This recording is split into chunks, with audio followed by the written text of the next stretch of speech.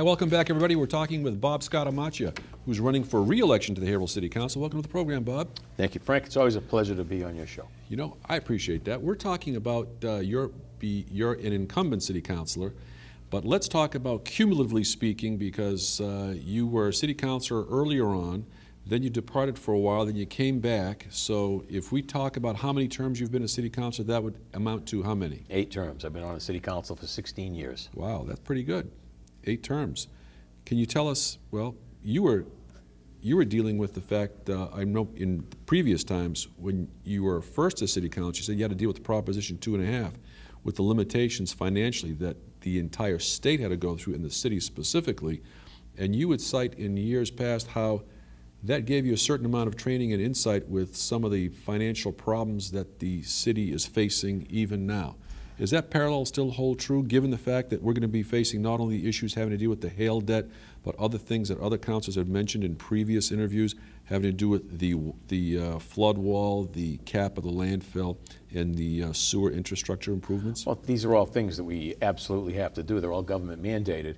And we're going to have to find the money for them. But what I think we've done, I think the unions in the city have, to their credit, have stood up, and they've realized how rough things are going financially for the city.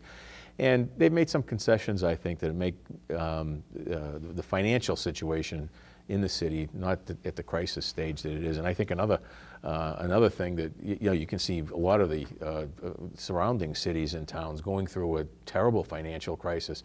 When we got hit with the hail debt, that started back 8 years ago or 9 years ago when I first got back on the council.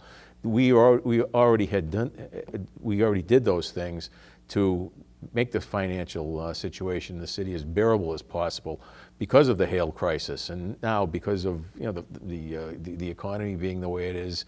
You see a lot of these other cities and towns that are just starting to do that. This is already something we've already done. So I don't think the impact of the bad economy has really affected the city financially.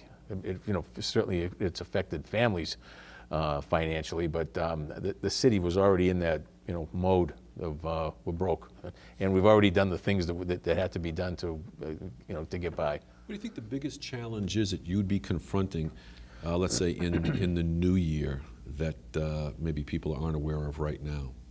Well, I think we have to do some development down on the Merrimack Street area. It seems that the focus has been in the Central Business District, the Washington Street, Wingate Street, Granite Street area, the area by the new garage.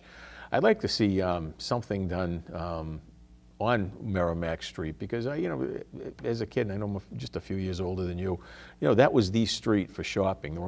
There were no malls. And until the economy picks up, and there are signs that it might be gradually improving, I'd like to see a focus put on doing some things down on Merrimack Street. We saw an article in the Eagle Tribune about the new businesses that are on Emerson Street. So slowly but surely we're moving down, maybe block by block, and hopefully in the future we'll have a vibrant Merrimack Street as well as Washington Street. Every little bit helps? Every little bit does help. When we take a look at the different things that are going on in the city with the industrial parks, with the increase in the state sales tax, how do you think that dynamic affects us overall in the big picture with the state of New Hampshire, where all retail, for the most part, goes on that side of the line? Well, they get the retail, but to our credit, we get most of the industry, because they don't have the infrastructure, the water and the sewer, that the citizens of the city and the fathers in city government decided to improve over the course of time. You saw Shaw's almost will go out of business until they worked out a deal to get sewer from the city of Haverhill. Yeah. So I think they do. Let's face it, with the sales tax certainly has to hurt retail, but I don't see it as a problem as much, because we get their industry. They just can't cite the industry the way the city of Haverhill can, because of the infrastructure that we've put in. In the same way that, well, if we take into account the state of Massachusetts relative to their view on gambling, say 10 years ago when that came on the scene, it was voted down. It was something that they did not want to deal with as far as casino gambling in the state of Massachusetts.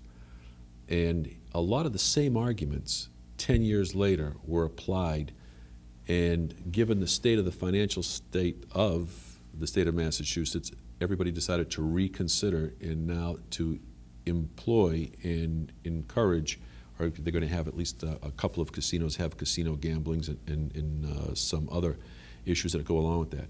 Utilizing that parallel and that foundation, are there any things in your memory that the city of Haverhill, in your capacity as a city councilor, have seen in the past that maybe were things that you would not want to consider that maybe deserve reconsideration for implementation, given what the state of the economic circumstances are the city is facing, not only with the hail debt, but if you're talking about the landfill, the sewer, the the flood wall? I mean, that comes up like over $50 million. It does, and the government says, look, we're not going to give you any money to do this, but you're going to have to do it. Right. So, if you're asking me if I'm happy we have gambling in Massachusetts, casino gambling, I am, because I think that's going to be providing us with jobs and added tax revenue to help offset some of the things that the federal government mandates we do, but won't help pay for.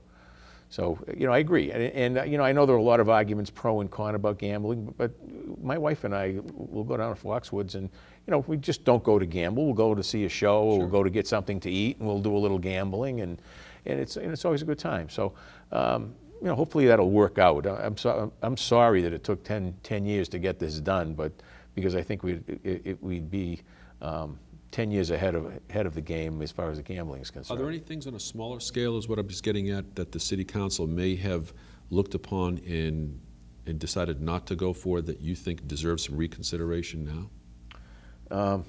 Off the top of my head, I can't think of anything. If you have something in mind, No, it's just interesting. You bring an interesting dynamic to that, because if people were talking about a state issue with state licensing for casinos that are going to be in areas that are not going to be in Haverhill, however, you're talking about the income that's going to be able to be derived from those casinos that would benefit the state, that ultimately the state would then be able to have greater amounts of funding to be able to give to cities and towns that we don't get now.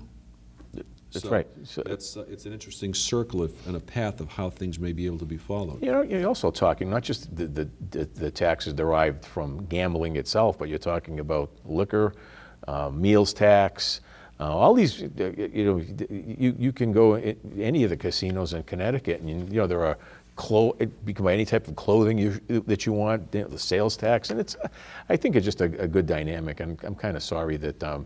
Like I said, that it took 10 years to get to the point we are now, but things are pretty much pushed to the edge in order to get something done.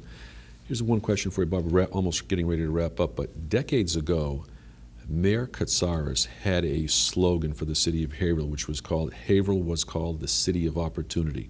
What would you call Haverhill right now? I think it's as good a slogan as we can come up with. The Haverhill is a city of opportunity. We've certainly have a wide base of residential development. We've changed zoning around so that we can broaden our base of commercial and industrial development.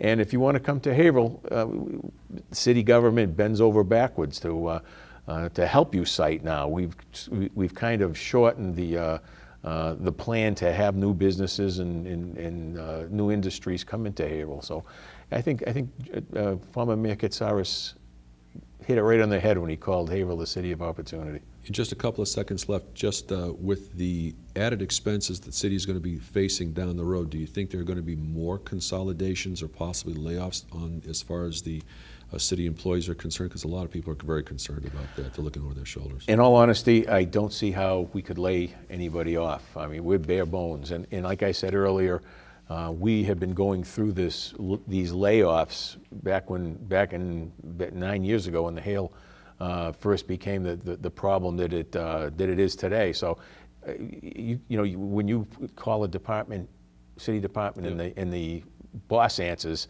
I think that's a waste of money. I mean, Okay, that'll have to be the last word, Bob. But we appreciate your view on that subject along with the other ones, and we wish you the best of luck in the upcoming election. Thanks very much. We'll be back in just a moment.